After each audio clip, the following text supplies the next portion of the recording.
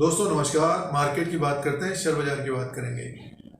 Nifty 50 की बात करते हैं तो 17,400 के आसपास है। और बीएससी सेंसेक्स की बात करते हैं तो देखिए बीएससी सेंसेक्स 59,135 में है और 671 पॉइंट की गिरावट थी लास्ट ट्रेडिंग डे को, फ्राइडे को। और उसी तरह से निफ्टी बैंक की बात करें तो 40,485 में है और इसमें भी गिरावट देखने को मिली है 2% की, 771 पॉइंट की गिरावट है।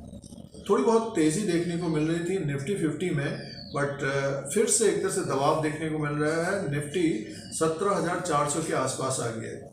तो इसी के बारे में बात करते हैं और आगे क्या रह सकता है बाजार में, स्टॉक मार्केट में, इंडियन मार्केट में। तो इस पॉइंट के ऊपर बात करेंगे और निफ्टी में कितनी गिरावट हो सकती है तो चार्ट पैटर्न के अनुसार बात करेंगे। और जो सिचुएशन बना है इस वक्त ग्लोबली, जो इंटरेस्ट रेट और महंगाई के लिए जो इंटरेस्ट रेट बढ़ाए जा रहे हैं, तो अमेरिकन मार्केट से एक तरह से अलग अलग बयान आ रहे हैं। तो इसी के बारे में डिस्कस करते हैं और निवेशकों को क्या करना चाहिए आगे, बाजार में और कितनी गिरावट बढ़ सकती है, तो इन पॉइंट्स के बारे में बात करते हैं। तो चैनल पर पहली बार वीडियो देख रहे हैं तो सब्सक्राइब और लाइक का बटन दबाएं शेयर बाजार के अपडेट के लिए, स्टॉक मार्केट के अपडेट के लिए। सबसे पहले निफ्टी की बात करते हैं तो निफ्टी 50 17,400 के आसपास है और इससे पहले भी देखिए 17,255 से बढ़कर 17,800 तक गया था। तो उसका कारण ये था कि बयान आ रहे थे अमेरिकन मार्केट से, तो कुछ पॉजिटिव बयान आ गए थे, स्टेटमेंट आ गया था अमेरिका से, जो फेड की तरफ से।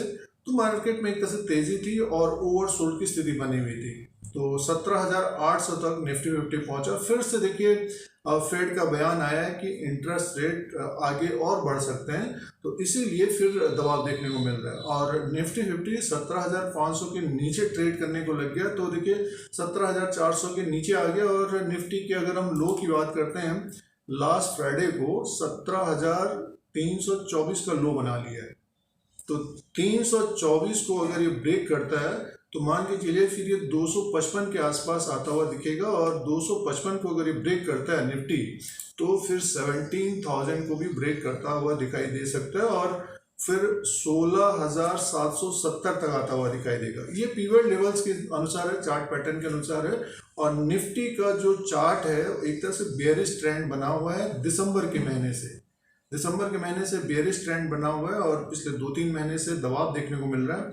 ऊपर की तरफ एक टॉप बन रहा है, 18,000 पहले बना 18,100 के आसपास, उसके बाद फिर अभी देखिए 17,800 के आसपास गया। फिर से एक तरफ से दबाव है, थोड़ा बहुत जंप आता हुआ दिखाई दे सकता है ऊपर की तरफ, लेकिन मुनाफा वसूली देखने को मिल सकती है। तो इस तरह से ऊपर की तरफ से दबाव रह सकता है और नीचे का जो सपोर्ट रहेगा, जैसे कि 17,255 है, उसको ब्रेक करता है तो और गिरावट रहेगी। कहने का मीन्स है कि नेक्स्ट 1 से 2 महीना, मान के चलिए कि मार्च, अप्रैल, मई, जून, ये महीनों में गिरावट देखने को मिल सकती है। या कोई खबर आती है ग्लोबली, जैसे कि अमेरिकन मार्केट्स में बहुत सारे बैंक्स के शेयर्स में गिरावट देखने को मिल रही है। हम वहाँ के डाउ जोन्स और S&P 500 की बात करते हैं तो लगभग 1 से 1.5% की गिरावट है। नैस्डैक की बात करते हैं तो लगभग 2% की गिरावट है। तो अमेरिकन मार्केट्स भी गिर रहे हैं।